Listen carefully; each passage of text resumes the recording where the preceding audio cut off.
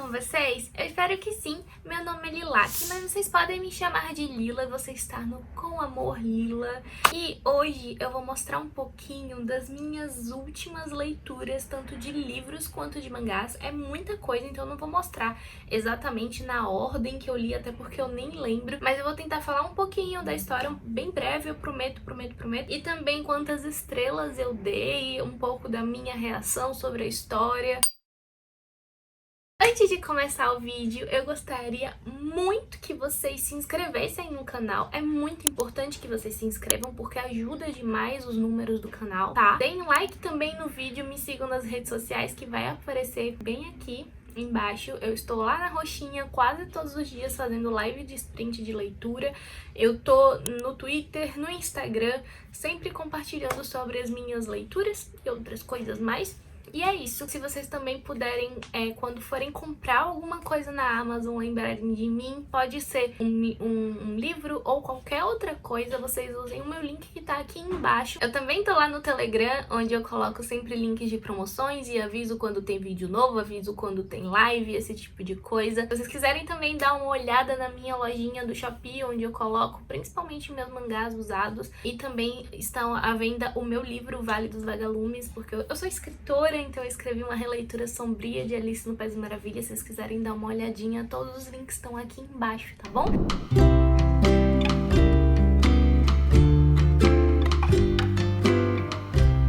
É isso, gente. Fui bem breve, eu espero.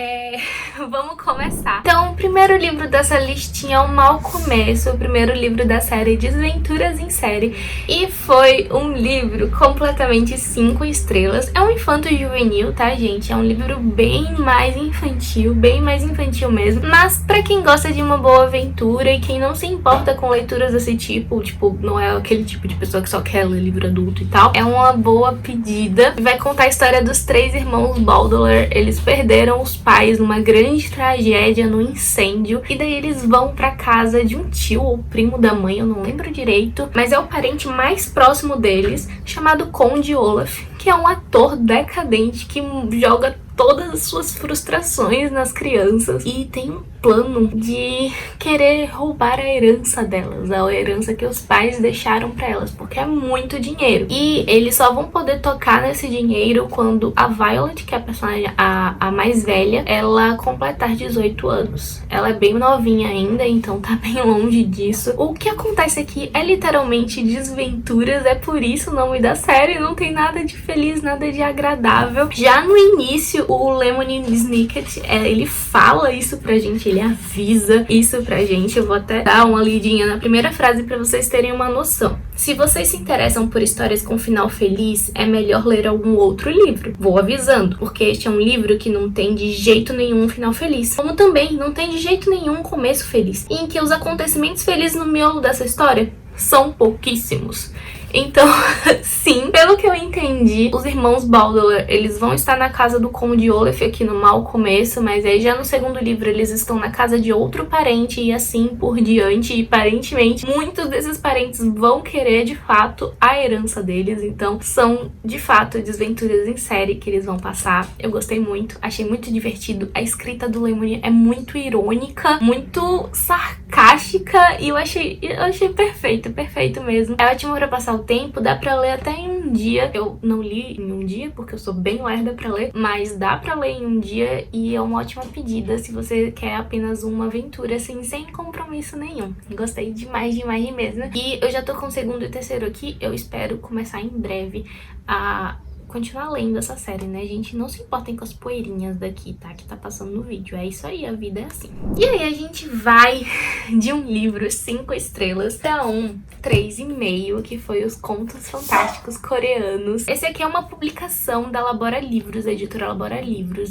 Fizeram por meio de financiamento coletivo, e é a primeira vez que esses contos, eles foram traduzidos pro português. Eles pegaram a tradução de um homem chamado James James Gale, que traduziu pela primeira vez esses contos para o inglês em 1913, quando ele foi para a Coreia e teve acesso a esses textos. Ele pegou contos de In Bang, né, o autor, e Iriuk, eu não sei se eu tô pronunciando certo, mas são esses dois, e ainda acrescentou alguns contos de autoria desconhecida. São contos muito antigos, então o James Gale, ele chegou na Coreia, teve acesso a esses contos em 1913, ele traduziu. A data original de escrita desses contos datam 300 anos antes do Gale chegar na Coreia. Então é muito tempo mesmo. Eu diria que foi um choque cultural muito grande. Eu sou muito fã, assim, tipo, da cultura coreana e afins, mas é uma coisa que eu conheço mais de hoje em dia. Eu assisto mais doramas, leio manhwas, que são os quadrinhos coreanos, mas eu não tinha... Sei que é muito diferente, mas eu não tinha tanto contato, assim, com a cultura coreana. E esses contos me fizeram ter um pouquinho mais desse contato, sabe? Claro que nunca é possível quando você não tá inserido na cultura, mas foi isso. Eu vou dizer, eu não vou mentir, alguns contos eu não entendi nada do que tava acontecendo. Eu até li, nas lives de sprint que eu fazia, eu li um deles pra o pessoal que tava assistindo a live, pra ver se eles entendiam, e eles também não entenderam nada. Então tem algumas coisas assim que são muito surreais, muito complicadas assim pra o meu ponto de vista, mas teve contos que eu amei muito, então sempre ficava nesse meio termo, sabe? Esse aqui eu gostei, esse aqui, o que é isso? Esse aqui é tipo, uou! Então, achei muito... foi divertida a leitura, principalmente por ser uma coisa assim que, tipo, tem um choque cultural muito grande, sabe? Mas eu acho que faltou um pouquinho de notas de rodapé pra me inserir mais no contexto da situação, porque eu tenho certeza que tem coisas ali que eu não entendia o propósito, mas que tinham um propósito dentro da cultura deles. Talvez tenha faltado um pouquinho de notas de rodapé. Experiência muito interessante, é um livro que eu quero manter na minha biblioteca, porque são contos muito antigos, são contos clássicos da Coreia. Provavelmente isso devem ser lendas, inclusive, faladas por lá. É algo que eu quero ler daqui a alguns anos, quem sabe eu veja de uma forma diferente quando eu ler, sabe? Tipo, alguns dos contos que talvez eu não tenha gostado ou não tenha entendido. É isso, essa edição ficou muito linda mesmo, muito colorida. Valeu super a pena ter participado desse financiamento coletivo. E aí a gente pula de um livro de contos coreanos para um livro nacional, que foi o Floradas na Serra, da Dinastia Silveira de Queiroz. Esse livro é de 1939 e retrata um pouco da epidemia de tuberculose aqui no Brasil, principalmente em Campos do Jordão, que era onde existiam sanatórios, e as pessoas iam pra lá pra se tratar. Inclusive eu falei com uma seguidora minha que me segue lá na Roxinha, ela mora por lá, e ela fala que muitas vezes pessoas, hoje é mais raro a pessoa ter tuberculose, mas quando acontece elas ainda vão até Campos do Jordão pra se tratar, porque o clima de lá é muito benéfico pra essas pessoas, né? O livro ficou muito famoso na época que lançou, tanto que em 1940 ele ganhou um prêmio da Academia Paulista de Letras, e depois ele foi adaptado pro cinema e 2 vezes pra televisão. Romance onde a gente vai acompanhar a Elsa. Ela é uma adolescente, uma jovenzinha que acaba pegando tuberculose, e ela vai para Campos do Jordão e fica hospedada numa pensão junto com outras meninas que também estão doentes para se tratar. E aí a gente vai vendo o dia a dia delas, é basicamente a gente seguindo o dia a dia daquelas garotas, a transição delas da infância para da pré-adolescência para adolescência, mais ou menos, uma se apaixonando e tudo mais. Então assim, eu tinha uma expectativa diferente pro livro. Eu queria que fosse, na verdade, sobre uma ótica diferente, que mostrasse pessoas de classes sociais mais pobres e como elas estavam lidando com essa epidemia, porque eu acredito que a Elsa, ela era de uma classe social mais abastada, justamente porque os pais pagavam pra ela estar lá naquela pensão e tudo mais. Mas mesmo assim, eu gostei muito da escrita da Diná. É muito melancólica, ao mesmo tempo tem sabe aquela formaçãozinha de família que tem dentro dessa pensão, e aí depois cada um vai pro seu lado, porque não é pra sempre. Umas pessoas vão se curar, outras não. A gente também vai vendo as consequências do que a tuberculose poderia trazer na época para algumas pessoas. Consequências às vezes irreversíveis, eu não tô falando só de morte. Foi muito legal ter contato com essa autora, gostei muito, quero ler outras coisas dela. Eu não sabia muito sobre essa época da epidemia aqui no Brasil, então foi muito legal ter contato com isso também. Eu tava pra dar 3,5 ao livro justamente porque eu queria uma ótica diferente da autora, mas... no final, o final me impactou tanto. E assim, gente, eu não gosto da Elsa porque a personagem principal, né? Porque eu faria as coisas de uma forma completamente diferente da forma como ela fez. Mas o final, as atitudes dela me impactaram tanto, os pensamentos dela me impactaram tanto. E não foi assim, tipo, de um jeito bom, mas também não foi de um jeito ruim, sabe? Eu só faria diferente dela, que eu acabei dando 4 estrelas, porque eu fiquei assim, meu Deus, as coisas não são do jeito que eu quero, as coisas não dão certo, e eu gosto muito quando dá esse choque de realidade em mim, apesar de que nem sempre é bom, mas eu, por exemplo, não gostei tanto do que ela fez no final, mas deu um choque de realidade em mim, então isso me fez gostar mais do livro. Então eu acabei dando 4 estrelas. E de um livro melancólico a gente pode caminhar para outro que também é bem triste, que foi Relatos de um Gato Viajante. Inclusive, gente, livro lindo, capa veludada, ele é todo bonitinho, perfeito. E assim, é um livro japonês do Hiro Arikawa, eu não sabia nada sobre ele, só tava lá na Prime Day, super baratinho, então fui lá e comprei. Vai contar a história do Nana. O Nana é um gatinho, ele narra a história inclusive, e ele vai sair em viagem junto com o dono, porque o dono não pode mais ficar com o Nana, e então ele vai até lugares e outras cidades pra encontrar amigos e parentes, pra perguntar se eles podem cuidar do Nana pra ele. E nisso a gente vai conhecendo não só o Nana, que tá narrando a história, que é um gato muito fofo e muito perfeito, como também a forma como o Nana e o dono dele se conheceram, a vida do dono dele. A gente vai vendo alguns flashbacks, alguns relatos do próprio dono, da infância dele e, enfim, da escola, da faculdade. Isso é muito legal. E, gente, assim, geralmente eu não gosto de histórias com animais, eu me sinto muito triste. Esses filmes tipo Marley e Eu, Sempre ao Seu Lado, esse tipo de coisa, pra mim não dá certo nem um pouco. E mesmo assim, eu quis ler Relatos de um Gato Viajante. Eu vou dizer que, tipo, não é parecido com esses filmes, mas ao mesmo tempo é muito triste, é muito melancólico em algumas passagens, principalmente no final. Eu chorei muito, muito, muito. Eu li em live esse livro e eu chorei muito em live. Teve uma hora que parou na minha cara toda vermelha, mas eu amei muito, e eu quero ler outras coisas do Hiro Arikawa. Eu no início achei que eu não ia gostar tanto, porque a escrita dele é muito direta, assim, sabe? Não é tão floreada, e eu gosto de coisas mais floreadas, mas ele conseguiu ser tocante, mesmo que seja direto. Então eu gostei muito. No final acabei... Eu acho que eu dei 5 estrelas pro Relatos do Gato Viajante, foi 5 estrelas. E, enfim, é tudo esse livro, tudo super recomendo de verdade. Em embalo, a gente vai pra outro nacional, que foi a leitura do mês da Relva dos Pirilampos, o clube do livro que eu tenho junto com a Thay, do Thay Cima.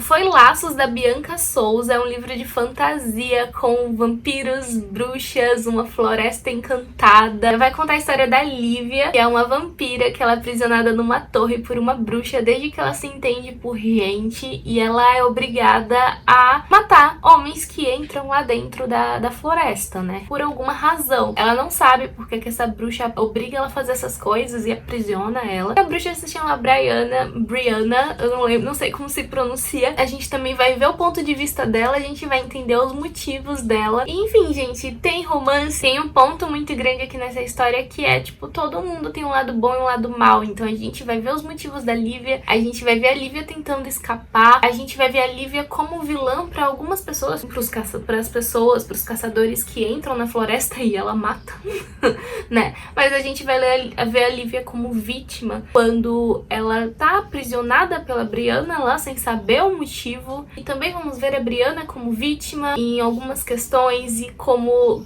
vilã para a Lívia, por exemplo. Eu gostei muito disso porque na vida real é assim, a gente tem um lado bom, um lado mal, a gente não é só uma coisa. Esse livro mostra exatamente isso. É um livro que tem um ar de conto de fadas, só que é um pouco mais adulto também. Todo o destaque do mundo pro Príncipe Felipe, porque ele é perfeito. Eu amei. Na verdade, esse aqui é uma releitura lá pra 2016, 2017, eu li esse livro. E é engraçado que na época eu dei 5 estrelas, mas hoje eu dei 4. Eu acredito que a gente cresce e a gente vai olhando as histórias sob outras óticas e algumas coisas que não incomodavam tanto na época incomodaram agora. Eu acabei dando 4 estrelas, mas a discussão sobre esse livro ainda vai acontecer e eu estou super ansiosa. Vai ser eu e a Thay lá na roxinha falando sobre laços e eu gostei muito dele, muito mesmo. Eu vou falar agora sobre um livro que eu li no Kindle, que foi o Garotos do Cemitério, que foi o...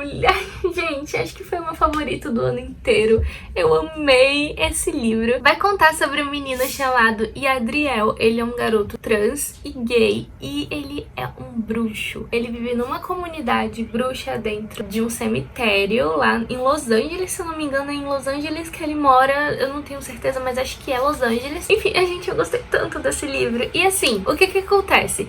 A comunidade deles é dividida entre atividades que os bruxos podem fazer e que as bruxas podem fazer. E como o Yadriel, ele nasceu com o sexo feminino, o pai dele nunca permitiu que ele realizasse as atividades de bruxos, que era o que ele sempre quis fazer. Acontece que quando o adolescente ele completa 15 ou 16 anos, eu não lembro direito, ele passa por uma espécie de iniciação para poder começar a realizar essas atividades, e a iniciação dele simplesmente foi suspensa porque ele queria passar pela iniciação dos bruxos e não das bruxas. Acontece que ele e a prima dele invadem lá um templo do cemitério, uma igreja, e eles fazem essa iniciação sozinhos.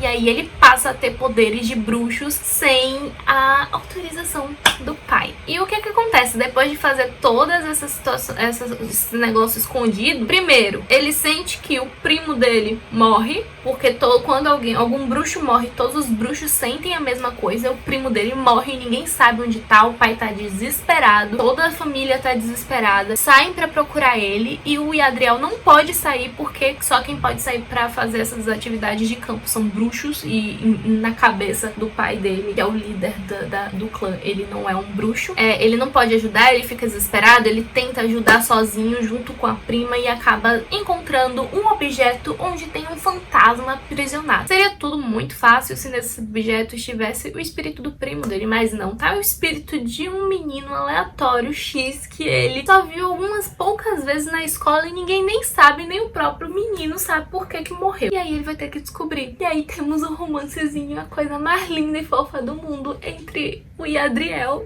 e esse espírito que é o Julian, e eles são perfeitos. E gente, olha só, a mitologia que o autor, o Aiden Thomas, que também é um homem trans, usou para criar o universo do Yadriel é inspirada na cultura dele, que é um homem latino. Eu fiquei muito feliz mesmo. O Yadriel também é latino, se eu não me engano o Yadriel é mexicano e o Julian é argentino, então são, ou tem descendência, eu não lembro direito, mas tem várias passagens em espanhol no livro. Você vê claramente que os bruxos também estão todos inspirados nessa cultura. Então é um livro muito especial de diversas maneiras, não só por ter um homem trans como personagem principal, mas também por ter toda essa inspiração na cultura latina como geral, né? Porque temos latinos de algumas nacionalidades ali dentro. Eu gostei muito, achei super legal, assim, eu favoritei o livro, mas eu dei 4 estrelas porque eu já tinha descoberto o final, mas mesmo assim nada atrapalhou a minha experiência. Eu amo o Yadriel, eu amo o Julian e eu queria muito, muito, muito que tivesse uma continuação. Eu amei, amei, amei, amei. E aí a gente tá falando sobre livros de representatividade aqui, né? Por que não falar sobre a minha leiturinha,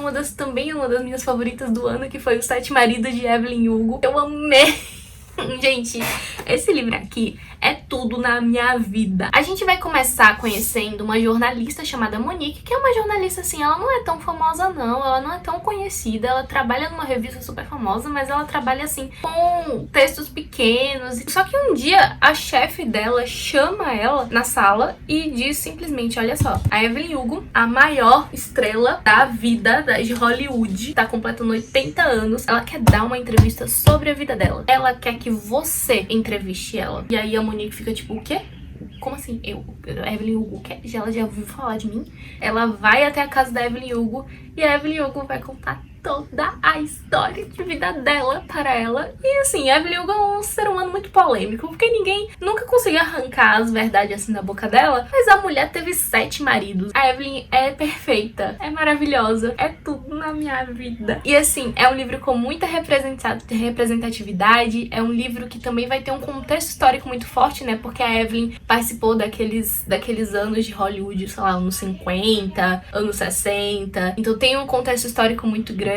É um livro que fala muito sobre bissexualidade também, sobre homossexualidade também, como essas pessoas dentro de Hollywood tentavam esconder isso porque era um tabu muito grande no mundo e nos Estados Unidos naquela época. Esse livro aqui é tudo 5 estrelas, eu dei 5 estrelas, favoritei, amei muito, é tudo, tudo, tudo. Eu tentei ler outro livro da autora antes de Evelyn Hugo, que foi o Para Sempre Interrompido, mas assim, é uma vibe, a Evelyn Hugo chorei muito também chorei em live, mas uma vibe muito mais pesada, sabe? No primeiro capítulo de Para Sempre Interrompido, a personagem principal ela já perde o marido, que ela mal conhecia na real, ela casou muito rápido, ela conheceu ele muito rápido, e aí ela não conhecia a mãe dele, e aí é toda essa interação dela perder o marido e ter que lidar com a mãe que ela não conhecia, a mãe não aceita ela, é um troço assim muito pesado, e eu tenho certeza que é muito bom, eu já gostei da escrita da autora já no início, como gostei em Evelyn Hugo, mas eu ainda não fui, eu tive que largar porque não tava muito na vibe de ler isso aí não. Aí eu pego Evelyn Hugo pra chorar também e é isso. Acho que agora a gente pode falar dos mangazinhos que eu li, né? Meu Deus, já tem 30 minutos de gravação, não sei nem como é que vai ser isso. Mas vamos lá. Eu vou falar sobre um dos meus amorzinhos de hoje em dia, que eu nem sabia que era tão bom. Eu comprei por curiosidade e eu não me arrependi, apesar de que tá bem caro. Mas eu não me arrependi nem um pouquinho, que é o novo lançamento da editora Panini, apesar desse mangá já ter sido lançado no Brasil, né? Então é um relançamento no Brasil, que é o Paradise Kiss.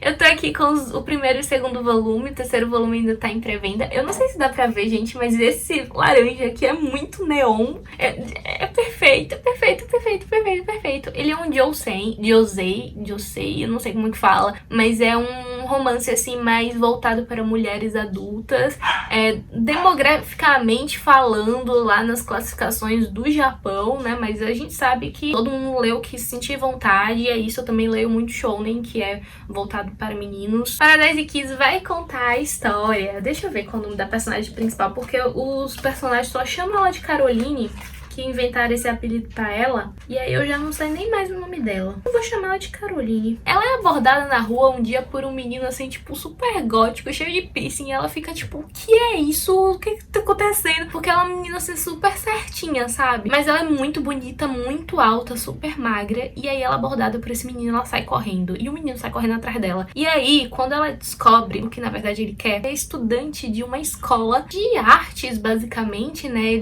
Ele e o grupo de amigos dele são estilistas e viram ela na rua e acharam que ela poderia ser a modelo perfeita pro desfile do final de ano da escola deles, porque eles estão montando uma marca. Fala sobre moda, é um romance porque um dos meninos do grupo desse menino super gótico e tal, ele vai se apaixonar pela Caroline, como eles chamam, a nossa personagem principal, eu esqueci o nome dela. É um romance super legal e a Caroline é uma adolescente que tá se descobrindo ainda, ela sempre focou só no vestibular, só no que ela precisava fazer, no que os pais mandavam ela fazer. E aí, junto com esse novo grupo de amigos, ela começa a descobrir coisas que ela simplesmente quer fazer. Isso vira o mundo e a cabeça dela de cabeça pra baixo.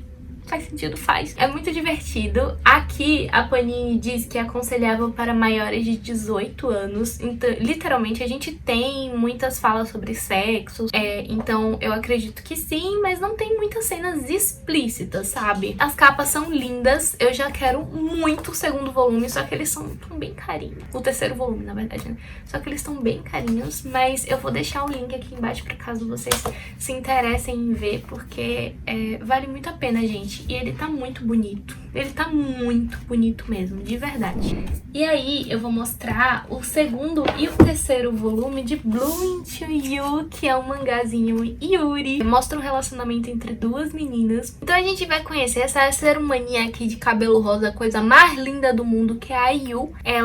Né? Yu Koito. Ela nunca se apaixonou por ninguém. Ela fica, tipo, as pessoas se declaram pra ela, fica tipo, não sei o que é isso, não consigo me apaixonar por ninguém. Queria até saber o que é, mas não consigo. Aí aparece na vida dela esse ser humano aqui, coisa fofa também, que se chama Toko no Nami, e eu esqueço sempre os nomes, tá, gente? É isso aí mesmo. Ela é veterana da Yu, ela acaba se apaixonando pela Yu e se declarando pra ela. Só que aí eu fico tipo assim, então, minha filha, eu não sei o que é isso, desculpa, não. A Nanami, ela chega pra ela e fala, não, tudo bem, mas então a gente vai ficar próxima, eu vou ficar aqui do seu lado porque eu gosto de você e eu só quero ficar perto de você. Aí a Yu fica tipo, ok, tudo bem. Aí vai tendo esse desenvolvimento dessa amizade e possível romance no final. No final não, né? Durante o mangá. Muito fofo, gente. É muito lindo. É uma história, assim, também de descobertas e é bem delicado. Fala que é aconselhável para maiores de 16 anos. Esse é o segundo e o terceiro volume. O primeiro tá aqui em algum lugar, mas eu já li há muito tempo. Esses foram os que eu li mais recentemente. É o que eu vou mostrar aqui pra vocês. Já comprei o quarto, tá pré-venda. Eu sou apaixonada por essa história. Eu acho que é o meu Yuri favorito, até mais do que Citrus. Que Citrus é um mangá que eu colecionei até o final e eu amo muito. Mas Blue Into You é tudo. E tem o anime também, tá? Nunca assisti, mas tem o anime também. Ai, gente, eu esqueci de falar de um livro. Vamos falar sobre esse livro rapidinho? Que tem a ver com mangás e animes também. Castelo Animado. O filme, ele é baseado neste livro aqui. O filme é do Estúdio Ghibli, é um filme japonês. Mas o livro não é japonês. O livro é de uma autora chamada Diana Wynne Jones. E é bem diferente um do outro. Mas são tão mágicos os dois. Que Castelo Animado se tornou um dos meus livros favoritos da vida inteira mesmo. Vai contar a história de Sophie. Que é uma menina, uma jovenzinha. Ela é a mais velha de 3 irmãs. No filme, ela só tem uma irmã. Mas enfim, ela é a mais velha de 3 irmãs. O pai dela falece e ela herda junto com a madrasta a chapelaria do pai. E fica trabalhando lá. Acontece um dia, ela tá lá trabalhando de boa. E a bruxa das Terras Isoladas, que é uma bruxa muito mais super famosa, entra na loja dela e amaldiçoa a Sophie pra ela se transformar numa velhinha. E aí, tipo, ela fica, ok, agora eu sou uma velhinha. Eu acho sensacional, porque a mentalidade da Sophie, quando velhinha, muda completamente, né? Dela jovem pra velhinha. Engraçado demais, como, tipo, ela velhinha tá nem aí pras coisas. E, tipo, como se ela já tivesse amadurecido e vivido demais mesmo pra se importar com coisas tão pequenas, sabe? Ela fala, então tá, eu tô amaldiçoada. Preciso trocar de roupa primeiro, porque eu já se viu uma velha vestida desse jeito. Vou trocar de roupa e não posso deixar minha família me ver desse jeito, vou seguir por aí. E aí ela decide seguir por aí mesmo, até os limites da cidade dela, onde fica um castelo animado, literalmente um castelo que anda, vai de encontro ao Mago Clo, o Mago Hou, o Mago Clo, agora é Sakura Card Cap. Mas ela vai de encontro ao Mago Hou, que é um mago também conhecido por ser muito malvado, mas ele é famoso por devorar literalmente o coração das menininhas. E como ela não é mais uma jovem, fala, eu não corro perigo, vou lá pedir ajuda a ele pra ver se ele me transforma de volta. Só que assim, quando ela chega lá, ela conhece Calcifer, que é um demônio do fogo que literalmente mantém esse castelo animado, sabe? O castelo andando. E o demônio fala assim, olha só, eu estou preso ao Mago Hou, se você me libertar da minha maldição, eu te ajudo a libertar você da sua. E ela fala, ok, como vamos fazer isso? E Calcifer, você vai ter que descobrir, minha filha. E aí ela fica lá no castelo animado pra descobrir como libertar o Calcifer. E é muito divertido, gente. É muito lindo, é muito perfeito. É uma escrita assim super leve, é uma fantasia super gostosa de se acompanhar. É mais infantil do que o filme, por exemplo. Existe também o romance entre a Sophie e o Hou no filme, tanto no filme quanto no livro, mas no livro é um pouco mais sutil, de certa forma. Não tem, sei lá, cenas de beijo e tal, e no filme já tem.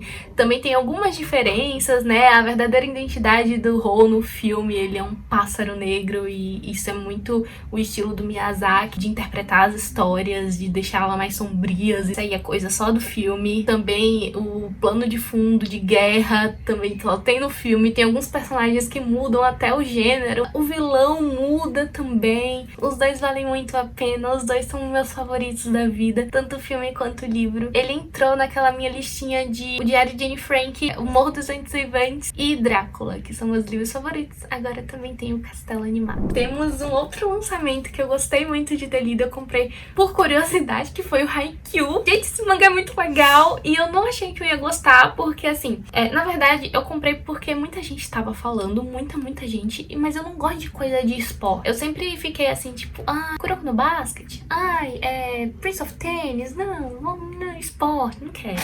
Mas aí Haikyuu me conquistou, não sei porquê, acho que foi o traço. Eu peguei pra ler. É muito divertido. E o mangá vai nos apresentar a história de um menino chamado Hinata, que o sonho dele sempre foi jogar vôlei. Mas a escola dele, do ginásio, não tinha time de vôlei, então ele sempre tentava jogar com as meninas, ou jogava... Ele era o único, gente, do clube de vôlei masculino, era surreal. E aí o pobrezinho nunca tinha entrado numa quadra, ele foi catando amigo daqui, catando amigo de lá, até conseguir participar do campeonato de escolas. Ele participou e o primeiro time que ele pegou era um time super forte. Foi um massacre total, porque, né, os outros amigos dele eram do time de futebol, o outro não sabia jogar nada de vôlei, então foi bem complexo. E aí, nesse jogo, ele faz um inimigo, é um dos melhores jogadores de vôlei, assim, do ginasial. Quando ele entra no ensino médio, o sonho dele é simplesmente derrotar esse garoto. É isso aí que ele quer da vida dele. Ele entra finalmente num time de vôlei que tem outras pessoas, ele entra numa escola que tem um time de vôlei bem forte, e aí quando ele chega lá, ele descobre que ele vai ser colega desse garoto e que eles vão jogar no mesmo time, não tem nem como derrotar ele mais. E, gente, eu tô gostando muito, o Renato é muito fofo. Eu adorei ele como personagem, ele é muito engraçadinho. Outro lançamento agora da New Pop, que eu gostei muito, foi Zero no Tsukaima. Eu peguei esse mangá aqui, na verdade, porque eu já conhecia a história, senão não teria nem comprado, mas eu assisti o anime quando eu tinha uns 14 anos, e eu gostei muito, sobre uma bruxinha que tem o apelido de Zero na escola de bruxas, porque ela não consegue fazer nenhum feitiço. E daí um dia ela tá lá na sala de aula, né, do lado de fora, porque eles vão invocar os espíritos familiares, que são tipo os animais de estimação lá das bruxas, e ela invoca um ser humano. Ela é a única que invoca um ser humano. Todo mundo invoca um animal, ela invoca um ser humano. E daí, o nome Zero no Tsukaima não é por acaso, né? Porque é o animal de estimação da Zero, ela é chamada de Zero justamente pela essa falta de habilidade de fazer feitiço. E vai contar a história dos dois, do animalzinho de estimação dela, que é um ser humano e que se chama Saito, e da Louise, que é a Zero, e é uma bruxinha que está na escola aprendendo várias coisas. E é muito divertido, eu gosto muito desse mangá. E eu recomendo pra todo mundo. Deixa eu ver se a New Pop bota aqui, idade mais 14, então dá pra muita gente aqui que me segue ler. Inclusive, eu queria dizer que a minha TBR o negócio da maratona de primavera deu errado. Eu só li um livro e não consegui terminar ainda Úrsula de Ouro. É um livro que eu tô lendo aos poucos. Eu tô lendo mais mangás ultimamente, justamente porque é o que me faz melhor, me faz bem, me faz sentir bem. É isso que eu quero ler agora. E é isso, gente. Depois eu venho aqui pra falar minha TBR agora de outubro. Inclusive, minha TBR da maratona de Halloween. E a gente se vê por aí, tá bom? Um beijo muito grande. Eu vou tentar ser mais assídua aqui no canal. Prometo a vocês. É isso. Beijão. Obrigada por assistir até aqui. Tchau, tchau.